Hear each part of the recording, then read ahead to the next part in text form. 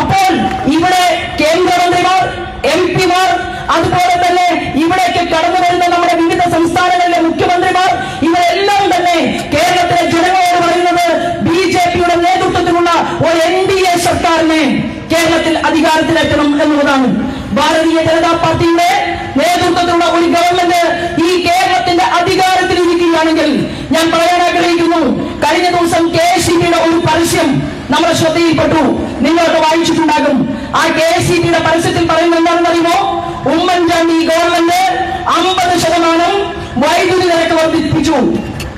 അപ്പൊ KSEB പറയുകയാണ്, ഇപ്പോ ശ്രീമാൻ പിണറായി വിജയന്റെ നേതൃത്വത്തിൽ 30% ഞങ്ങൾ വൈദ്യുതി നിരക്ക് വർദ്ധിപ്പിച്ചിട്ടുള്ളൂ. അവരുടെ പരസ്യത്തിൽ പറയുകയാണ്. അങ്ങനെയല്ല സർ പറയുന്നത്. അന്ന് ഞങ്ങൾ പറയാനായി ആഗ്രഹിക്കുന്നത്, നിങ്ങൾ പറയേണ്ടിയിരുന്നത് കഴിഞ്ഞ ഒരു 10 വർഷത്തോളമായി കേരള